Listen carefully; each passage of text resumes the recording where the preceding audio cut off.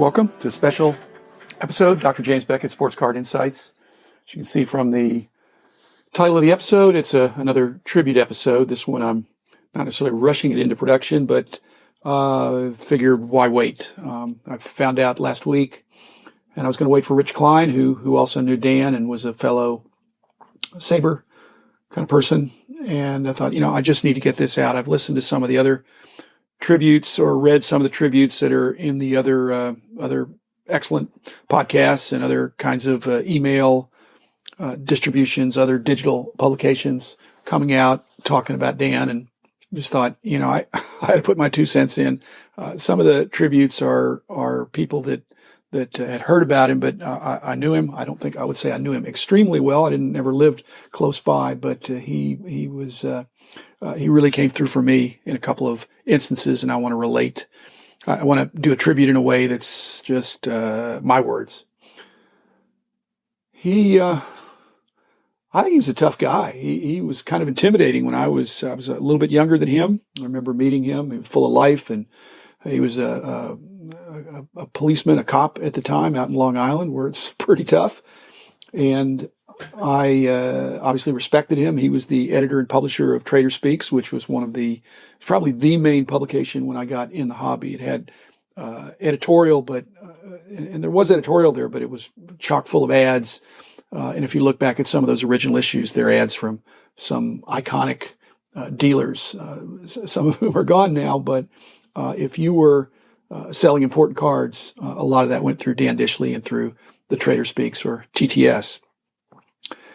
I knew that he was also involved with SABR, and I was a little bit involved with SABR. He was there right at the beginning of SABR and was a huge baseball guy, as many of the early collectors and dealers and publishers were. But he was very much into that, and I guess I never got as involved in SABR as I could have. I really loved what they were doing, but I think I just had my hands full with the card collecting thing. But if you've read some of the other obituary tributes to Dan, I don't know if he gave Keith Olbermann his start, but Keith Olbermann was an early writer in the Trader Speaks and did scholarly work. And again, just like Dan, was loved cards, but loved the game as well.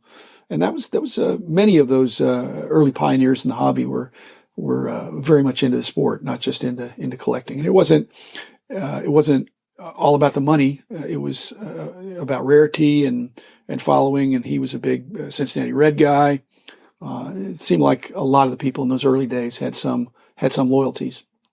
I actually had my most important interaction with Dan was in 1976, when I'd been a subscriber for a number of years, and I think I picked up the phone. There certainly wasn't email, and I know I didn't write him.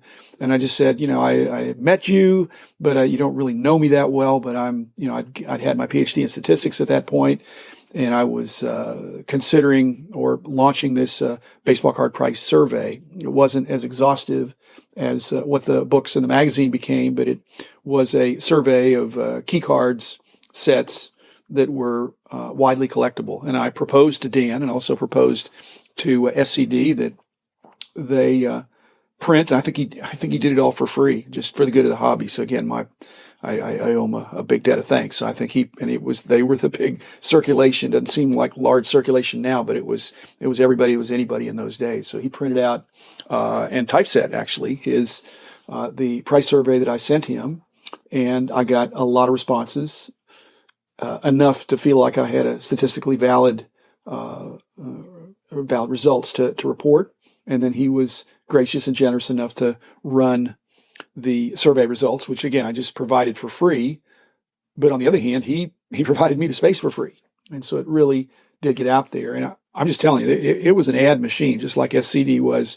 He was at the top of his game at that time, and SCD was coming on strong, but both of those were just chock full of ads. And so when he dedicated a couple pages to my initial survey, and actually did it a couple of years, and so he just really came through.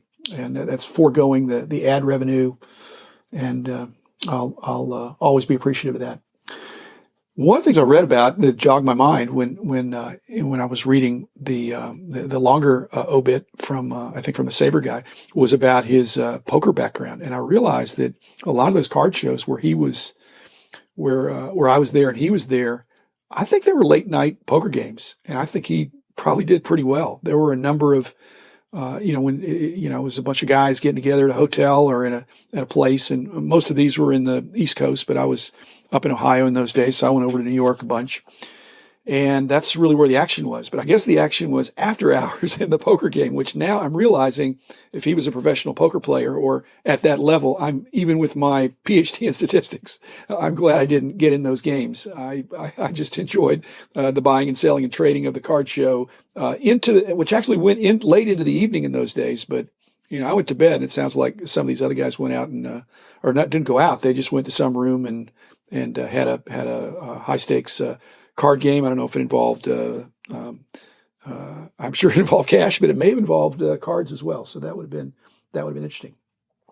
I do have sponsors. Dan had, like I said, every key dealer, it seemed like in those days, was one of his advertisers. And I was actually an advertiser, not that frequently, but I ran some ads, and I certainly bought some stuff. And again, it was the Trader Speaks was an inspired publication. So, but my sponsors are Beckett Media, which was not around at that time, but thanks to Dan, came along with, my first book was in 1979, but like I said, in 76, I announced the survey, did it. 77 and 78, these free price surveys were distributed, partly thanks to Dan. And I was off to the races. And he, I guess, stopped with Trader Speaks in 83, starting in 68 and stopped in 83, which kind of means he tracked somewhat Johnny Bench. Johnny Bench, 68 rookie card. I guess Johnny Bench went past 83, but again, he was a huge Reds fan. But Beckett Media is was my initial sponsor and my company, and built on the foundation that Trader Speaks had, as well as SED was another one. ComC wasn't around obviously in those days, but again, ComC was in the spirit of Trader Speaks, of trying to provide a marketplace where there's an exchange of information and fair trade. So ComC has been a great new development. Burbank Sports Cards wasn't existing, but again, Rob has made great use of the internet. Mike's Stadium Sports Cards, Mike's kind of a social media maven. And back in 68, when Dan got started, I don't think there really were any there weren't any card stores that to speak of, and there really weren't any card shows. And there may have been a couple of card collector get-togethers, but that's been cool. The development of more shows, more stores. Huggins and Scott, Heritage Auction, a couple auction houses. They were not around in 68, obviously, but there were other places where people were auctioning, but they weren't at the level. They were more other publications. And in fact, I think Dan had auction ads in there where people could do, but it was mainly mail in your bid, maybe call on the phone, I guess, too. And then Topps, Panini, and Upper Deck. Upper Deck didn't come along till 89. Panini actually was probably around, but only in Europe.